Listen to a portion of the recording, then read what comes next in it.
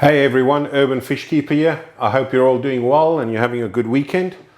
Today I want to go through, and it's really just a quick video. It's about setting up a brine shrimp hatchery, but that is heated. And I was thinking about it last night with the changing temperatures and that. Brine shrimp, to get the optimal hatch, you also need to have the temperature right. And with the dropping temperatures, I thought, oh, let me show you something that I occasionally use for hatching brine shrimp and maintaining the temperature. Now, I will though add, if you're a breeder and you've got a lot of brine shrimp going, so you've got multiple containers with hatching brine shrimp, then this method is probably not the ideal one, because this is more suited for the person that is breeding something, wants a little bit of brine shrimp, doesn't mind waiting 24 hours until the next hatch using the same container.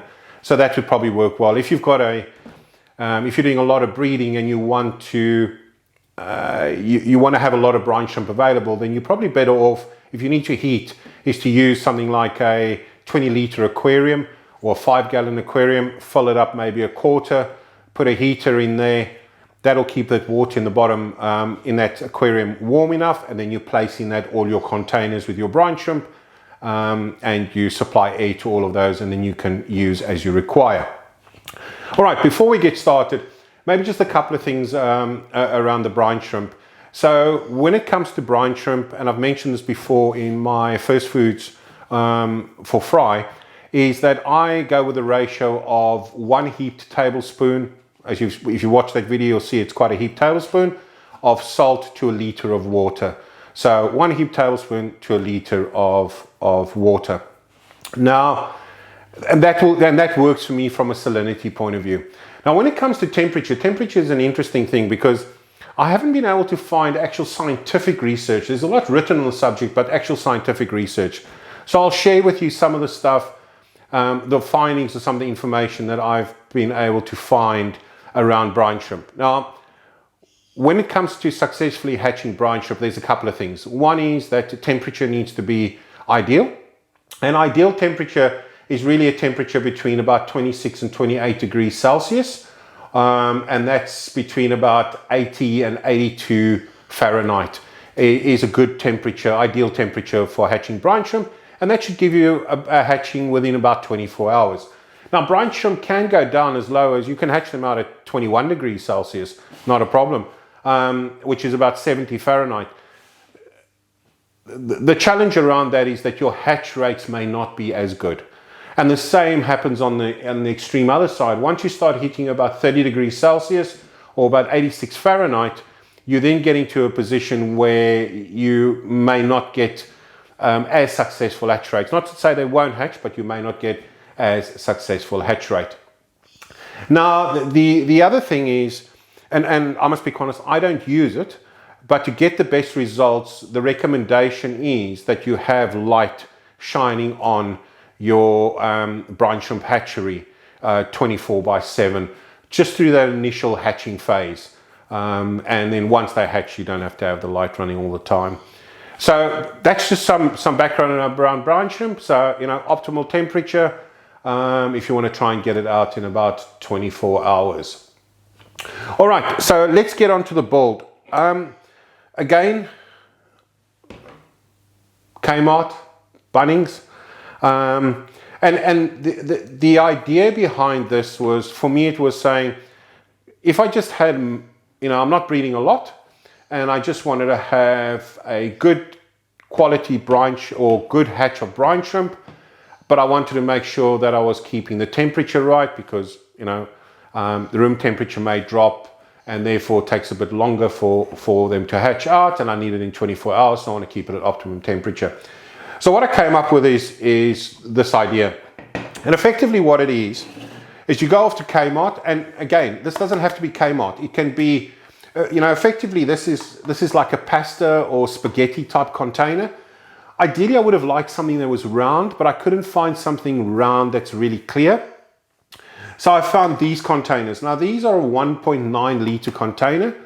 So if you're using this exact container, my recommendation would be is that you You fill it up with water to the right level, and I'll talk about the water level in a second.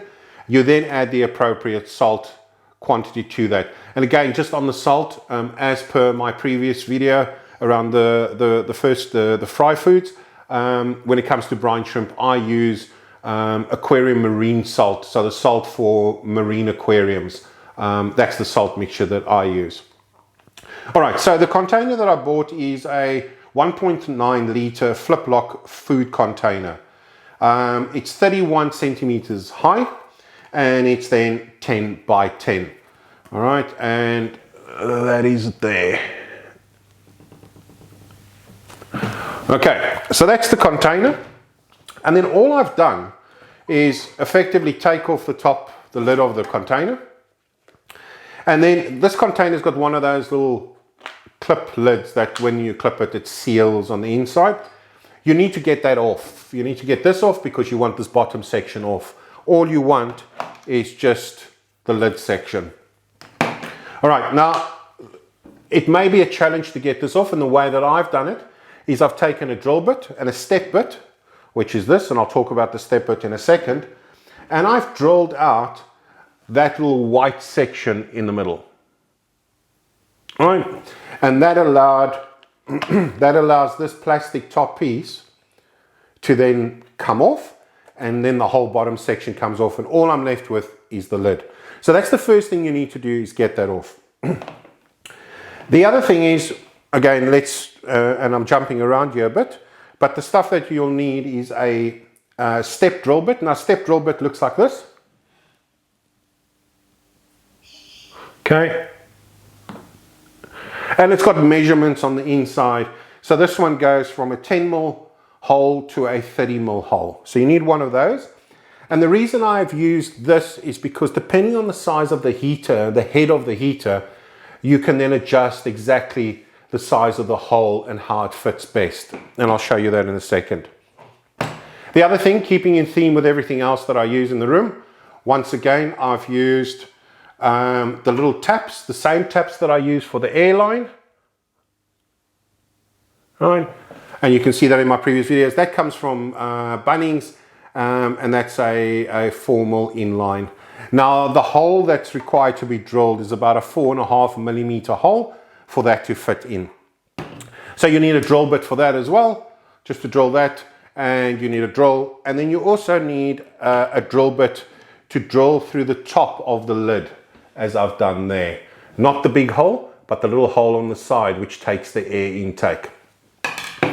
All right, and then you need a heater. Now, I didn't have a 50 watt because you don't need a big 100 watt heater. You can use a 50 watt heater. I just had a spare Fluvaltronic 100 watt heater. This is just the one that I've got. Okay. And I prefer the ones that are the auto shut off and all the rest of it, just in case I forget to switch it off when I'm using it in this manner. The other thing is, ideally you want to get a heater that shows on the side of the heater what the minimum water level has to be, right? So that you know, okay, so long as I've got water above that line, I'm safe. So this one you can see, if it shows up clearly, where the minimum water line is. Right, so just to quickly recap, you need one container, and it doesn't have to be this. Use whatever container you've got available in the country that you are, that you can apply the principle which I'm going to show you. You do want a lid for the container. The first thing you want to do is you want to drill a hole in the top. So if you look at this one, let me just take this off here. If you look at this one, you'll see there's a big hole in the center. That is the hole that will take the heater, right?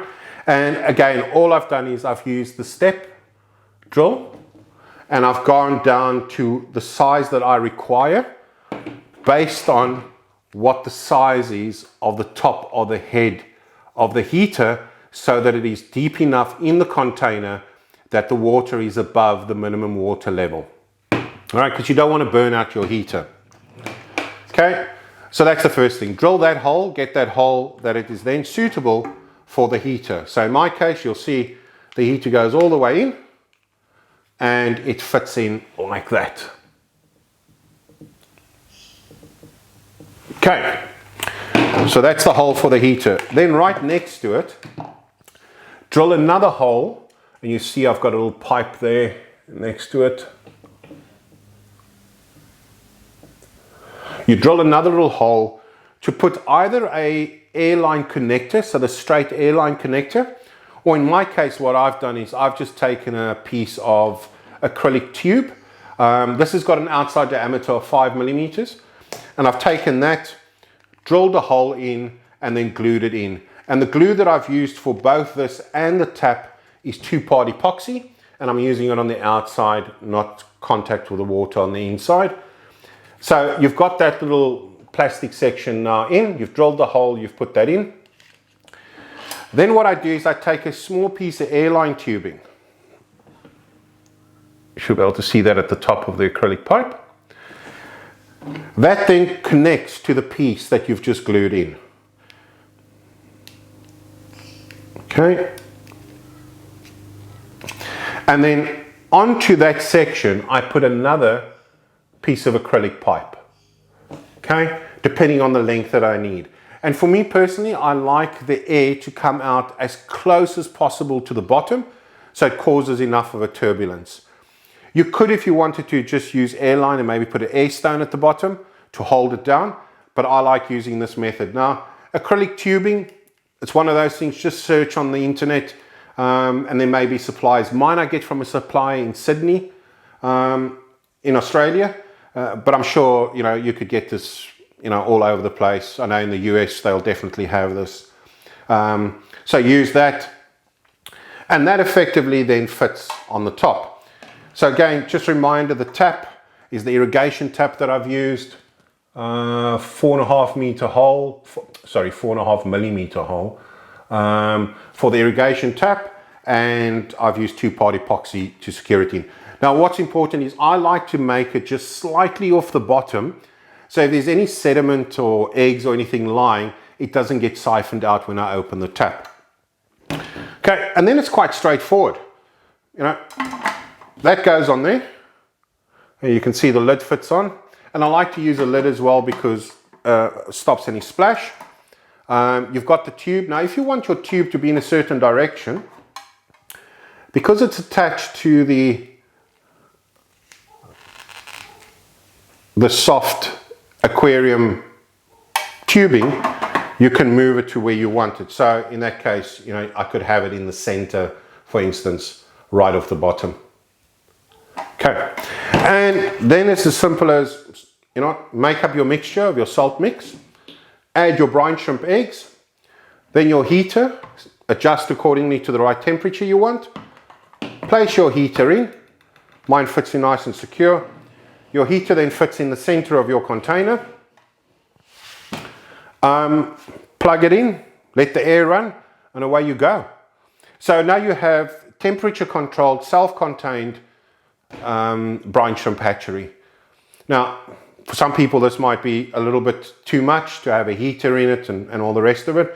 But if you're struggling with temperature, struggling to get the right hatch rates, and it's not working because, you know, you've got it in a room and the temperature drops low at night, and so you're just not getting the kind of hatch rates that you expect, then I'd say, you know, give this method a try.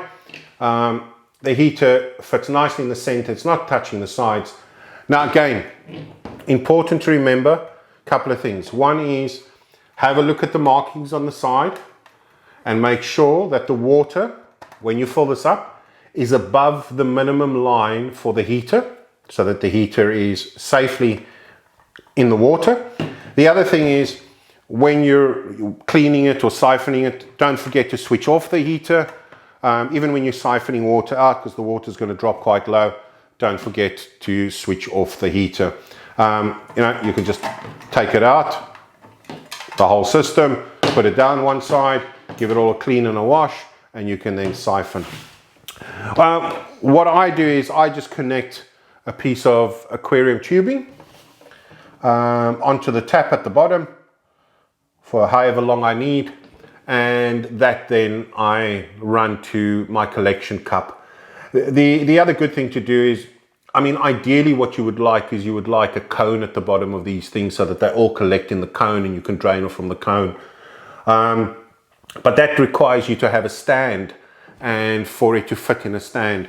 And I was just looking at something which is really easy, practical and quick to do, and you can have it standing on a shelf somewhere. It doesn't, doesn't have to be in a stand or anything like that. Then you siphon off from here, and when you finish siphoning off, you obviously just close the tap and start your new mix. And if you've still got a lot of brine shrimp and you want to continue feeding from that the next day, well, same, just put it all back in and keep it running. And what I do as well is I normally just use a torch, switch off the air, switch off everything, put this down on a table somewhere, point a torch right down here at the bottom. All the brine shrimp come down to the light. I'll leave that for about 5-10 minutes. Brine shrimp come down to the light, open up the tap, siphon off what I need, rinse that under fresh water. A lot of people don't, I do. Rinse it off under fresh water, then add it back into a little bit of fresh water, use a pipette, and then start feeding all the fish. And that is it. It's a really easy, quick to do project. You know me, I like to get on the tools and drill a couple of holes and try things. The tap at the bottom doesn't have to be this tap. Whatever you can find in your country or whatever's available to you, you can go with a bigger tap there, because so long as you can regulate it, you can regulate the flow. It's just that this size tap takes the aquarium tubing nicely, so it makes it, it's easy then to just drain off into a little cup. But, if you had a bigger tap and you had this slightly raised standing on something or at the end of your table and you opened it, and it was a bigger tap, it could just run into a little bowl that you were holding while it's doing that. Just make sure that you secure this tap in really well. Ideally, if you could get something that had a nut on the back that tightens up as well, that'd be great. Because if you're opening and closing, I've just used 2-part epoxy and that's doing okay. But the last thing you want to do is this tap to come loose or start leaking. It's only 1.9 liters, or what's that, not even, not quite half a gallon, but you don't necessarily want that salt spilling all over, in your fish room or wherever you keep your fish. All right, guys, well, that's it. Short and sweet, quick project. Good luck, give it a go. Let me know in the comments how it went, if it worked for you, or no, you've got some, some recommendations on how to change it. And remember, this container, all you're worried about is the height is for the heater. But, if you want to use a round container that's bigger, it really doesn't matter. So long as you can get enough bubble flow in there to really keep the brine shrimp moving in that container. Okay, that's it. Everybody have a wonderful week. Stay safe. Happy fish breeding, happy fish building, aquarium stuff, and just have some fun. Brine shrimp is always a good one. I'll be looking at doing something with brine shrimp on raising brine shrimp, and that's always a good project for dads to do with, or moms to do with the little ones. The old sea monkey. So hopefully I'll get onto something like that as well in the future, which is a fun project. But stay safe. Look after yourselves and enjoy. Urban Fish Keeper out.